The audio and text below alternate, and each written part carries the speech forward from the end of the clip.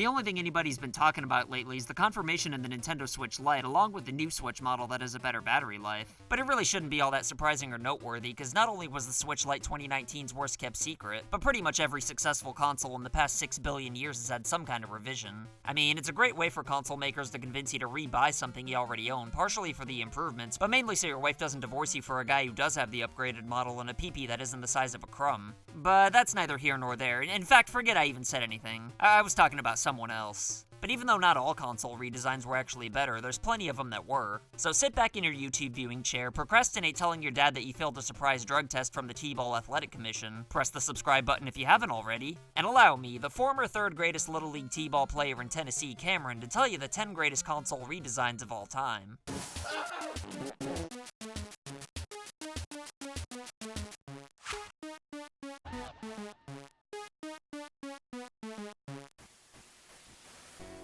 Number 10. The PS2 Slim. The original PlayStation 2 had it all. Great games, DVD playback, backwards compatibility with every PS1 game, and somehow frontwards compatibility with every PS3 game. But if the console has one shortcoming, then it definitely has to be its size. I mean, just look at this thing, it's even bigger than my Uncle Lonnie's ass. Not that that stopped the PS2 from becoming the best-selling console of all time, but Sony still decided to release an updated, slimmer model though, and I'm really glad that they did. Because along with the console being a lot smaller, it also ran more efficiently too, and you didn't have to worry about the disc tray crapping out on you like mine did with the OG model. It's not like playing the classic PlayStation 2's really all that bad, but the PS2 Slim's still a mighty fine redesign if I do say so myself. Number 9. The Xbox 360S. Xbox? More like Sexbox. Sorry.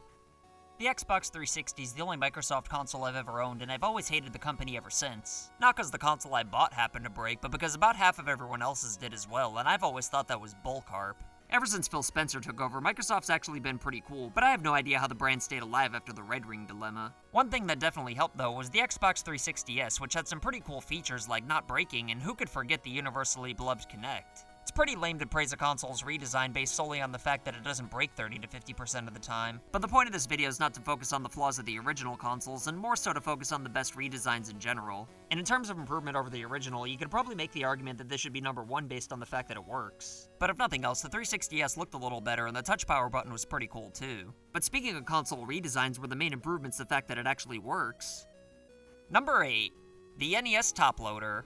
Okay, so the original NES didn't completely break all the time, but getting games to work on it could be a real pain in the ass sometimes, even all the way back in the 80s. I mean, the amount of blowing into cartridges it requires is even more than what you'd need for a Kmart employee to give you an early pre-order of a Labo kit. Refurbishing the original NES is easy enough that even I can do it, but if you're a little kid in the early 90s and you can't wipe your own ass, then you're probably better off playing another console if your games won't work. So thankfully Nintendo came along with the NES Toploader that usually required less cartridge blowing, and it even had the dog bone controller. Some people hate this thing for some reason, but I actually prefer it, and I wish Nintendo would release one for the NES Classic Edition. And I'm sorry, but don't bother posting random third-party bootlegs in the comments. I want Nintendo to make one, damn it. The only problem with the Toploader NES, though, was that for some reason it only came with an RF cable instead of AV cables. And in case you're not aware, that makes games look like complete doo-doo. However, if you called Nintendo to complain about this, then they'd actually give your console an official mod. But as you'd imagine, most people never ended up doing that, so you'd probably have a better chance at finding my dignity than one of these bad boys 30 years later. Otherwise, this would have been a lot higher on the list. It's really not that hard to add AV cables through modding, or, well, let's say it's not too expensive to get somebody else to mod it for you, which probably means it doesn't count as a console redesign. But while most North American toploaders used an RF switch, Japan got their own toploader. But since the original Famicom was already a toploader, they just called their redesign the Famicom AV, which, as the name would imply, came with AV cables. So if the toploader NES doesn't count, then just pretend this entry's for the Famicom AV, you butt dumpling. Number 7. The Gameboy Light. If you think the Switch Lite was Nintendo's only console upgrade with Light in the title, then think again, bozo. Because there's actually another one later on. After Nintendo redesigned the gigantic fat-ass Game Boy and called it the Game Boy Pocket back in the 90s, they then re-released the Game Boy Pocket shortly after with a front-lit screen, which is the Game Boy redesign we're talking about right now. For reasons I'll never understand, this was never released outside of Japan, and oddly enough, this actually came out 6 months before the Game Boy Color, which didn't have a front-lit screen. If you want to play original Game Boy games on legitimate hardware, then in my opinion, the Game Boy Light's your best bet. In fact, I love it so much that I couldn't help but buy the Pokemon Center model that was only sold in one store in the world for a limited time. I probably paid a lot more for it than I should have, but it's worth more now than it was before. So if I were to ever sell it, then it'd be like somebody paid me whatever the profit was to have borrowed it for a few years. And that's more than enough for me to have a clear conscience, because playing Pokemon Yellow on this Gameboy Light's pretty much where I'm gonna peak in life. And you know what? I'm only a little bit ashamed to say that.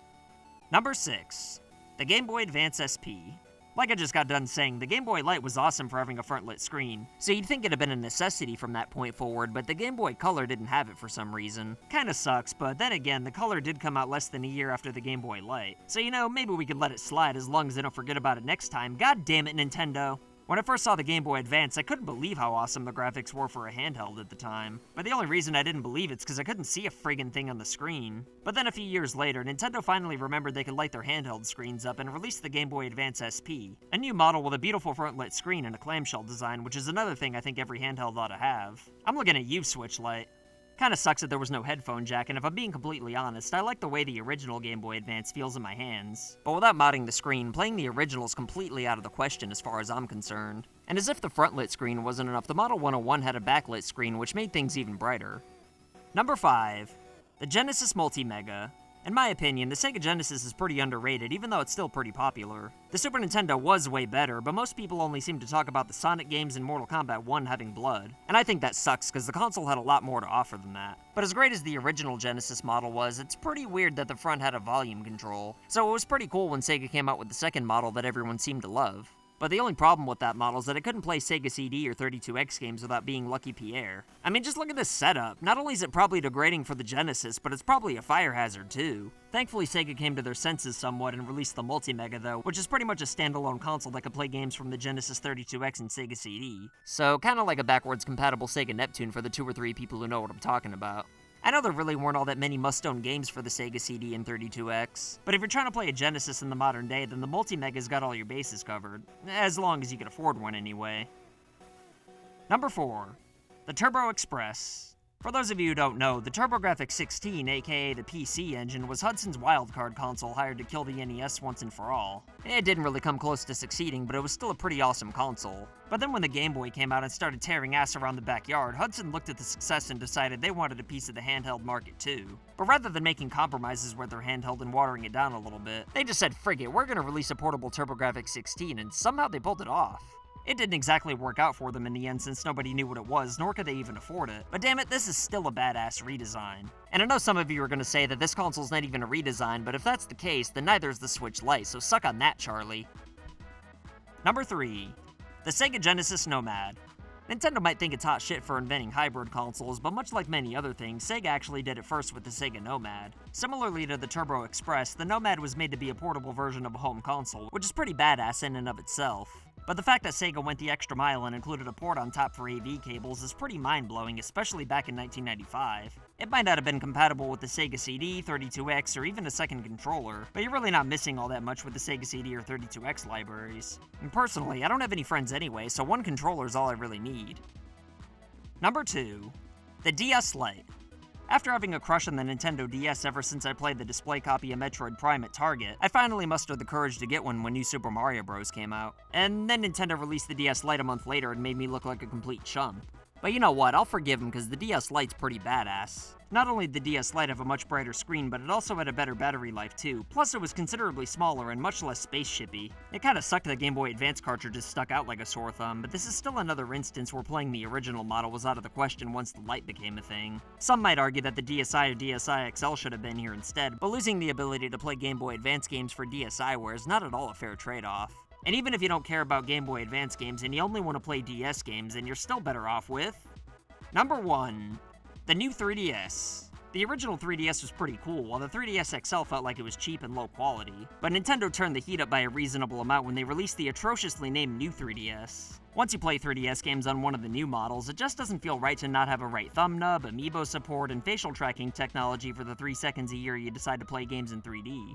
And since nobody ever uses 3D, the new 2DS XL model is completely fine, I suppose. But the new 3DS and new 3DS XL are still in fact an ass hair better, which is why they get the top spot on the list. And on a personal note, I have a new 3DS XL, but I used to have a regular one by choice. I loved having interchangeable faceplates and stronger hinges, plus it felt more comfortable to hold and put in my pocket. But I really like the bigger screen, and as you might have guessed from earlier, I also like Pikachu consoles. So deciding on which model I want to settle down with for the rest of my life puts me in a much worse dilemma than any petty problems people in third world countries could possibly be facing.